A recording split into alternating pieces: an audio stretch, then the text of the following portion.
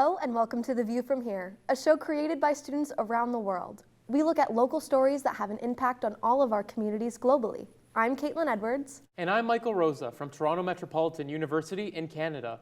We're joined today by Luisa Vieira and Julia Benavite from Methodista University in São Paulo, Brazil. I'm Hadi Khalil. And I'm Thea Robinson, and we're from Leeds Trinity University in the UK. We've produced several episodes of The View from Here, talking about the rising cost of living around the world and how it affects students in everything from rent to the price of groceries to getting to and from school. But this episode is completely different. We're talking about sports and hair. Later in the show, we'll discover just how expensive it is for Black women to take care of our hair, no matter where we live in the world. But first, we're going to look at something that's becoming more and more popular around the world: female athletics. Women's sports used to get very little attention on the world stage, but that's changing. The 2023 FIFA Women's World Cup saw record international audiences. And Luisa, who won? Spain won, but Brazilians were also glued to the television watching our very popular football star, Marta Silva. We're also very proud of our Canadian women's hockey team, who have been very relevant since before I was even born. Women's sports have definitely experienced an increase in popularity. Research published by the Women's Sports Trust here in the UK showed that the average UK viewer watched almost 9 hours of women's sports in 2022, compared to 4 hours in the previous year. I looked at what our local sports community hub is doing to support women in sport. Empowering Women is a community sports hub in Halifax, Northern England, an area that is one of the most deprived in the country. Its aim is getting women active and into sports. Roa Khalil is one girl out of hundreds that attend a session every week. It's like a fun thing to do after school instead of just laying at home all day, and it helps me become more active, more healthy, and overall makes me feel a lot more happier. The group was set up to meet the needs of women in the local area. Founder Taiba Ali explains why she felt it was a necessary facility for the area. Within the area there was no youth provision, so what we had to do is create something that was going to be in line with our values as youth providers, but also to meet the needs of the parents and the young people that we work with, taking into consideration the religious, the ethnic background and any disability and needs that they have. We had to make sure that what we provide here, the service that we provide, meets everybody's needs. Empowering Women doesn't offer just sports, but because they want to show the importance of having good mental health, they have nutritious workshops as well as mental health and well-being, an effort to be more inclusive, which has had a huge impact. And the positive feedback that we get, it just shows for itself the impact that it's having on people. Women are always telling us that they feel a lot happier, they feel better, they're having better moods, they're sleeping better, they have better relationships at home, they enjoy life more, and the quality of life just improves. The overall aim of Empowering Women is to create a community through the facility by using sports as a driving force for improving women's physical and mental health. We mentioned Marta earlier. She just retired from football at 37. She's a superstar here in Brazil, and she has been very important in breaking gender-based stereotypes and popularizing female football in Brazil. She is seen as one of the greatest women to ever play the game, winning FIFA World Player of the Year 6 times. It's undeniable that Marta's influence on soccer will continue to help grow female athletics. Here in Toronto, we have recently made a compelling case for our very own WNBA team. Despite the increased popularity of women's sports, there's still an uphill battle to achieve equality with men's sports. And that equality isn't just about pay differences. It spans from unequal wages to higher expenses for training, equipment, facilities, travel, and just fewer opportunities than male athletes. In this story, we look at the financial hurdles faced by female athletes and examine the ongoing struggle for economic equality.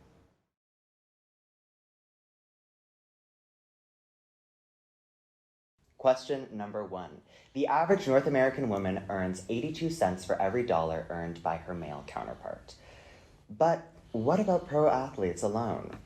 For every dollar made by North American male athlete, how much does female athletes make? 65 cents. I'm going to go with 5 cents. The correct answer is 40 cents. Points go to Drew. In a study of 460 occupations, pro athletes have been found to have the greatest wage gap of all. Question 2. In 2022, the highest paid male athlete in the world was Argentinian soccer player Lionel Messi, who made a whopping $176 million in Canadian dollars that year. How much did the highest paid female athlete make in the same year? Drew? I'm going to go with 70 million. Jer? I'm going to go with around 65 million.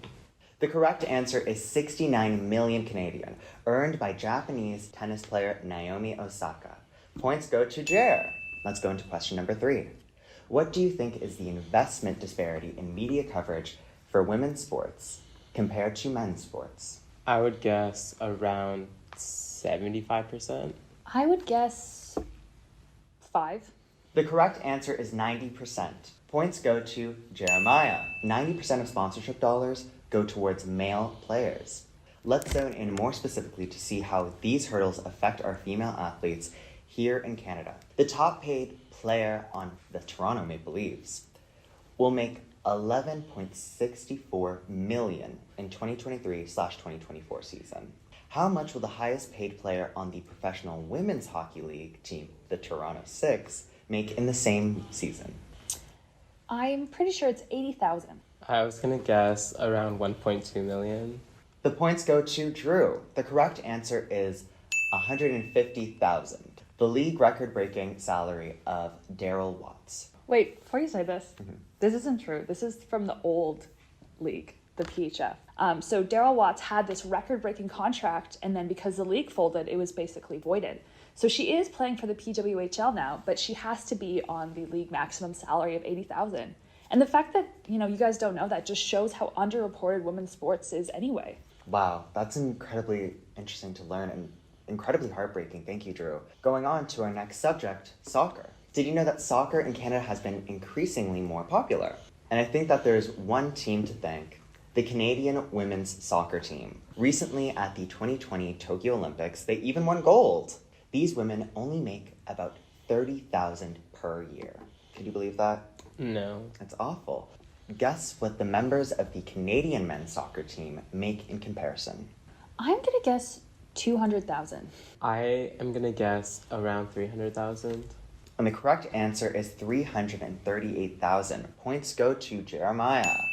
This is a staggering difference, especially given the success of the women's team.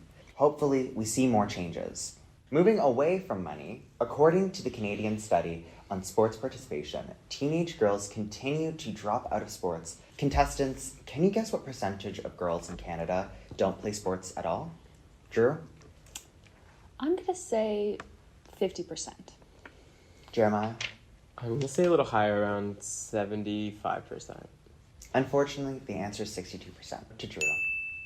It's evident that there has been a long way to go in achieving equality in sports. These figures underscore the importance of advocacy, awareness, and action to address the financial hurdles faced by women athletes in Canada and around the globe. This has been The Price is Not Right. But it's not only the major sporting events that are attracting women athletes. Now on to a remarkable tale from the world of darts. From suffering a stroke back in 2008 to becoming the latest winner in the Professional Darts Corporation, Natalie Gilbert from Tamworth in the UK won the Women's Series. Our reporter Harry Masterson has more on her inspirational story. Natalie was wheelchair-bound after suffering a stroke, but the determination to want to get better through darts, with the help of physios, has now given her a whole new sense of purpose. Rehabilitation, the want to get better, the wanting to be able to get back on my feet, and was encouraged by the physios that it would be a good way to learn to help regain balance. Gilbert has played consistently throughout the year, which has helped to improve her game, as you see in this visit. Yay! I went through moments where my mum can tell you she was fed up of me complaining that I felt like I couldn't ever get past the quarterfinals, and yeah, so it was stepping stones really. She'd always kept encouraging me, keep going. And one day you'll reach the semi-finals, and then, I made it to one, and then I made it to a final, and albeit losing the very first time, I was like, well, it's a massive achievement in getting there. So to finally win an event was amazing, and still is all these weeks later. Natalie defeated England World Cup star Lorraine Winstanley 5-3 in the final of Women's Series Event 24. It was a big moment as she became the 10th different winner of a tournament, and we'll hope it's a step in the right direction to bigger and better things going forwards. Yeah, definitely. At the start of that weekend, I would never have thought that I would have been in a chance to be there. So having that win catapult me up the rankings is brilliant. So the focus is most definitely on keeping the hard work and the momentum going. Who knows what will happen? Hopefully a match play spot next year. 2024 will see Natalie look to earn a spot at the Winter Gardens for the Women's World Match Play and a potential television debut. Darts, it's not a very common game here. Many friends go to bars and pubs to play pools and have some fun, blow off some steam after a long day, but unfortunately, not darts. Darts isn't a sport that gets a ton of coverage in Canada, but it does sometimes. On air on Sportsnet, one of the two main sports broadcast channels in the country, plus three Canadians competed in last year's Darts World Championships. No matter what the sport, a lot of athletes hone their skills in high school and then in university. In Brazil, most of the universities have athletics organizations founded and run by students. They are all well known for welcoming new students and throwing the best parties. But some people are still unaware of their important role in promoting sports at the Brazilian universities. Here's Julia Beatriz Sport Report. Dentro das universidades, a prática do esporte vem sendo bastante valorizada. A peça fundamental no desenvolvimento do aluno para exercer o papel de atleta, sem dúvidas, é a influência das atléticas esportivas. Hoje, a Metodista possui grande força na área dos esportes e a Atlética Garra é uma das mais influentes dentro da universidade. Passando pelo campus, eu vi um banner escrito Treino Aberto de basquete. Me interessei pela informação, fiz o treino aberto, comecei a participar um pouco mais com a Atlética e estou aqui desde então. Além de festas, eventos e coberturas que as atléticas proporcionam para os estudantes, as participações em campeonatos esportivos trazem relevância para a faculdade e despertam interesse em outros alunos para, além da graduação, fazer parte da equipe. Alexandre também conta como faz para conciliar os estudos com a prática rotineira dos esportes. É muito difícil porque nós viemos de segunda a sexta para a faculdade e geralmente os treinos são aos sábados, então a gente acaba deixando o nosso descanso um pouco de lado em prol da nossa saúde também, porque o esporte é muito importante e também para defender o nome da instituição em campeonatos que a gente acaba participando. A universidade também valoriza a inclusão e a melhoria na relação entre os atletas. Laços entre estudantes se constroem e fazem com que, dentro das competições, o time possua grande sintonia. Vitor Sotile, atleta de basquete, comenta como foi entrar para a Atlética e explica a sensação de participar do seu primeiro torneio. Foi muito emocionante, porque nunca cheguei a participar de campeonato, coisa assim. E eu sequer imaginava, depois de entrar para a faculdade, participar de um negócio desses. Antes de eu entrar, já tinha ocorrido os jogos e a gente tinha ficado em segundo lugar. Então, era um peso que estava na gente já. Na Metodista e em outras instituições, o esporte se tornou um pilar essencial da experiência estudantil. Além de promover um estilo de vida mais saudável, a valorização do esporte nas universidades está moldando o futuro dos estudantes de maneiras extraordinárias. Here at TMU, we have many sporting teams, including baseball, volleyball, basketball, ice hockey, and many more. Netball and football are very popular sports on campus. Here at Leeds Trinity University, we encourage sports as a means of socializing among students. Back to football. It's very popular all over the UK. Near where we live in Leeds is a club called Harrogate Town. They are not so well known in football circles. Behind the scenes, the youth academy based in the town allows boys and girls the access to high-quality coaching and support. Scott Kelly went along to find out more. Harrogate Town are giving girls aged 13 to 16 the perfect opportunity to get into football. But why are they doing this?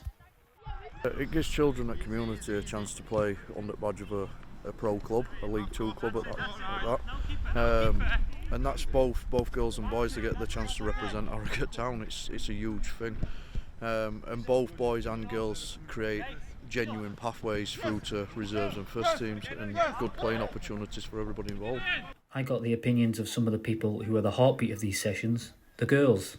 I think football's just a really fun thing, and it gets you out of life and you can just zone out and just all your problems go away when you're playing it and on the pitch. Playing football just makes me happy, and I support the Lionesses and stuff and want to be like them when I'm older. Just playing the sport my favourite sport, really enjoy it with my friends, and I think that I'm not that bad at it, so yeah. Many of the girls told me that they were inspired by the recent success of England's Lionesses, and one of them in particular. The fact that one of Lionesses is Rachel Daly, who's from the local area, will have played a huge part in any local girls wanting to start playing football. Based on numbers from last season to this season, we've almost trebled in numbers through SPDC. We've absolutely trebled in numbers with us reserve and first team ladies players as well, so there's clearly a scope for more ladies wanting to play football in area, and I do fully believe Lionesses is a driving force behind that. Some of the girls informed me who their hero was, and for some there was only one winner. Because I have to say Rachel Daly. Rachel Daly, because she's local, and she's a really hard worker, and she's got a lot of skill, and she's a good finisher. She can play in any position. It's safe to say that with the right guidance, some of these girls could well be lighting up the WSL in the years to come. You're watching The View from Here, a show created by students in 7 countries around the world. This episode is produced by students from TMU in Toronto, Metodista in Brazil, and Leeds Trinity in the UK. And we've produced other episodes with universities in the USA, Hong Kong, South Africa, the Netherlands, and Israel. You can watch our shows on YouTube and Facebook, as well as on our website. One of our goals from The View from Here is to look at interesting topics from the perspectives of different cities and countries.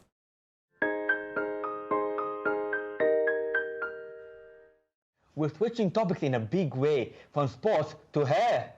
Hair. You can cut it, dye it, and style it. But what's your hair budget? Sienna Armstrong, a Black University student living in Toronto, asked herself the same question and discovered it's no small expense. Let's follow Sienna as she delves into the beauty industry, shares consumer frustrations, and questions why black hair comes with an afro tax. This big bottle of conditioner is $10 at Walmart, while this bottle of conditioner is $19 at Clore. Why is it so much more expensive to take care of hair that looks like mine? So we are currently at Clore. In the summertime, I go to Clore maybe twice a month, only because my hair is much more in its natural state, so I'm using a lot more product more frequently. This company is so good, but like just for this bottle right here, it's $18.99. Like that's insane. Like castor oil, $17.99. It's taxing. To find out why it's so hard to find good and affordable products for black hair, we spoke with Dr. Cheryl Thompson, a Canadian academic known for studying the black beauty industry. Beauty products in Canada are really unregulated. There is no regulation on the market pricing, meaning they could literally charge you whatever they want. To shed more light on this topic, I'll be talking to experts and other black women and men who share the same frustrations as me. We know prices are high. Yep. Prices are sky high, especially now. Ebony Morgan is a Black Student Support Facilitator here at TMU. So the event that we just did is called Let's Talk Hair. It's a conversation-based event that focuses on giving students an opportunity to connect, build community, talk about black hair, and then we also had a facilitation done by Ife, learning about braiding and how folks are able to style their natural hair. Honestly, I like to express myself through my hair. I'm a very loud and crazy person. So my hair represents essentially how I represent myself to other people. I like to consider my hair as my best friend. What stands out to me is how diverse the black community is. And in the way that we are diverse as humans, I think our hair textures, the way that our hair grows is all very different. I mean, think about it though. No two black women have the same hair texture, even you and your mother. There's no two. So right there, you have a difficulty explaining like the specificity of your market. Yeah, this product here is great for moisture. That one? Holding on to moisture, especially when you use it on like freshly washed. My hair is, I think, high porosity, so it loves moisture, it loves oil, it loves water. For the non-melanated folks, they all have the same hair texture, generally speaking. They can be very targeted in the product. Is your hair thin? Do you have this kind of scalp? I'm shocked at how specific the products are for like the different type of hair that you might actually have. Whereas for us, it's like one product for this, one product for that. I've been mostly around mane and tail, those types of products. Not to say that they're like the best product out there, but I haven't used Pantene or any of those. I use a lot of natural products. The larger the unit and the larger the item, the less likely it is to be 100% natural. And the only reason why the big stores are so profitable because they make products on such a scale that there's so many tens of thousands of units that's where they make their money. And they get away with saying 100% natural because maybe the active ingredient is natural, but there's a lot of other things in it that aren't. Just to get like a shampoo is so much money. So I spend a lot of dollars, yeah. Consumers are not the only ones seeing the inflation.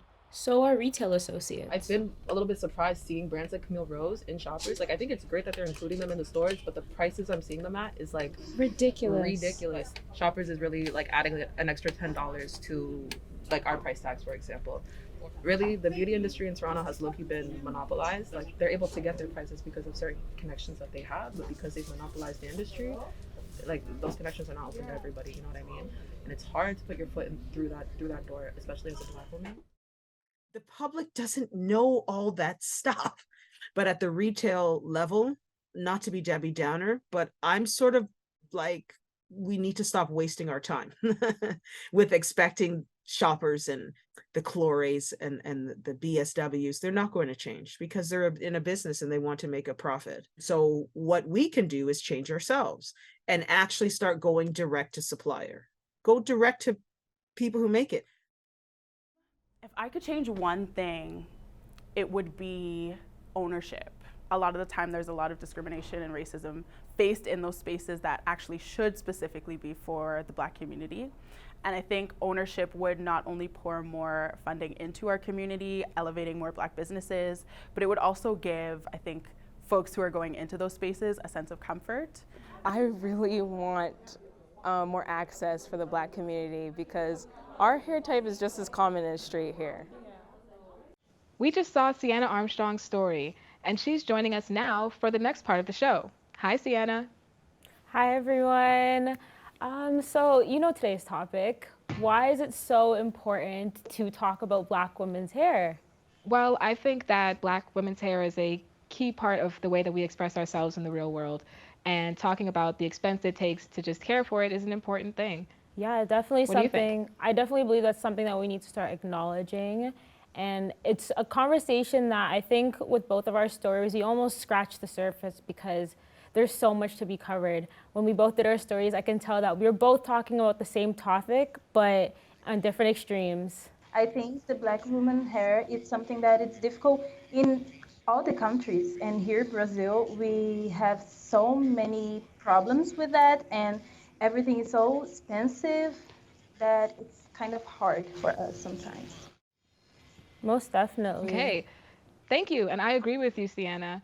People with Afro texture hair must endure worse customer service, travel farther, and pay more to maintain their hair compared to those with straight hair, according to a recent survey done by the Hair and Beauty Industry Authority.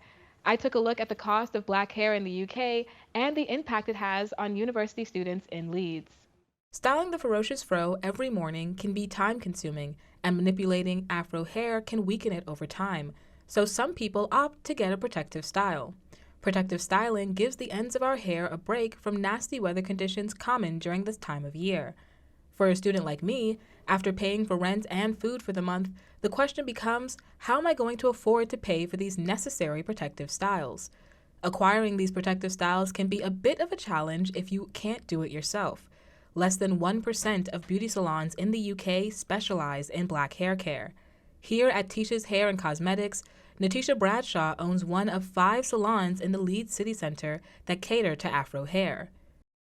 Until I found Tisha in February, I saw her online during lockdown. I thought, oh, there's someone that I can go to. I would go back to London to get my hair done every time. Tisha charges anywhere from £70 to £100 for protective styles. To be honest, I don't think we get paid enough to do braids because an average braid takes about 5-6 hours. Sometimes you're only charging them like £90, which it's way below what it's really worth. Thanks to the pandemic, many braiders have started to offer services outside of the traditional salon, utilizing social media as a means of gaining new customers. However, these stylists can charge anywhere from £95 to £300 and often lack the accreditation or experience seen in traditional salons. I think if you want to do it, then go do a course or something and then move it forward from there. Not just watching YouTube. Oh, I can do this now. I'll do it at home. I'll get some customer that way. This poses a unique problem for university students with Afro hair who cannot commute to a traditional salon or don't want to pay these prices to get their hair done. I would say I started in 2021. That's when I realized, oh yeah, I want to start doing my own braids because I just want to save money. So I'm like, okay, Ganika, why don't you just start doing your own hair? Like, it doesn't have to look good now, but if you keep practicing over and over again, it'll look better in the future. Despite the challenges and cost, we keep doing it because our hair serves as an extension of ourselves and thus a representation of us to the rest of the world. I just took down my protective style that lasted about 2 months, and now I get to choose whether to do another or wear my hair as it is. While this sounds like a trivial concern, it cannot be understated the impact this choice will have on my self-esteem, the health of my hair, and evidently my wallet. So, Thea, what is your go-to protective style? So for me, I prefer box braids, but recently I tried passion twist and they looked amazing on me. The more natural looking the style, the better. Oh, what about definitely. you? I for sure go for like a nice box braids with like a bohemian twist to it. I've been like, I think the twists are much more of a COVID-19 look for me because they're easy. I can do them myself. And it just kept my hair protected, but they're also pretty cheap because I got them from Amazon and I was strongly on a budget and they were much more accessible. Luisa, what's your go-to hairstyle? I can see you have some cornrows in your hair right now. Yes, is this your go-to? But box braids. Box braids. Cornrows, I did it because I wanted to change a little bit and I didn't have too much hair to do it. So I was like, okay, Mom, let's just do the cornrows. We're now joined by Canva from Johannesburg with more thoughts on Black women hair. Why do you believe that this is like an important topic to talk about? I think it's important to talk about it because it holds immense cultural significance and it has historically been marginalized in mainstream media and in beauty standards. So discussing Black women's hair, it helps to bring attention to the importance of representation, diversity, and challenging stereotypes. So it also honors and celebrates the cultural significance of Black hair. It empowers individuals and educates others about the uniqueness of these challenges that I was just mentioning now, and also the beauty of our Black hair. At the end of the day, it's really beautiful. It's really beautiful. And overall, what does your hair really mean to you, Canva? I think it shows my identity. It says a lot about who I am and how I pride myself, because really I feel so proud and beautiful when I have my hair. Leave aside that I'm wearing it today, it's just that I'm having braids and that time. But I feel like my hair shows my identity.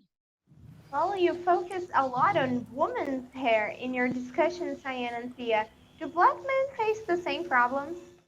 Well, yes. I actually have a little brother who has to travel upwards of an hour just to get to a barber. Yeah, my brother as well, he has to get his hair cut on a bi-weekly basis because, he likes to take care of himself. But he lives all the way in Welland, and the closest barber is 30 minutes from him, which is all the way in Niagara. So it is quite difficult also for Black men. Also, a lot of Black men do grow out their hair. So it also can be hard to find a really good hairstylist that, will take care of, treat, and wash your hair, just so you get the services that you require. One thing that I've noticed in Toronto is that the cost of getting a haircut keeps going up. It's pretty common for regular haircuts to cost 80 to 100 Canadian dollars, and if you want color added to that, you could walk out of the salon paying over $250. Here in Brazil, we actually pay to do like box braid and 500 Brazilian reais, and in dollars should be 100. Hattie, you and I are the only guys in this group. I know that men's haircuts are cheaper here in Toronto and everywhere around the world. I can get a haircut at my local barbershop for as cheap as $25. How much does it cost for you to cut your hair? Well, the same here is quite cheap as well. Where I live, it's about 20 quid for a haircut and a beard. And with that, we come to the end of this episode of our show. I never thought I'd be a part of a show talking about two such different topics, sports and hair. It was so engaging to discuss them from a global perspective. Well, yeah, for me, sports is pretty much my life, in particular football. I would watch it, analyze it, talk about it. So to hear your perspectives about hair and how it impacts your life, I found it very intriguing and interesting. Yes, it is, Heidi. And that's all we can say about that, folks. And now, just like Gwen Stefani would say, everybody please move your hair and feel united, because we're coming to the end of this amazing show. You have been watching The View from Here. Make sure to check our other episode featuring production with studies from South Africa, California, Israel, and the Netherlands. Find us online and tune in on YouTube, Facebook, or at globalcampus.org. Thank you so much for watching. The View from Here! The View from Here! Yeah!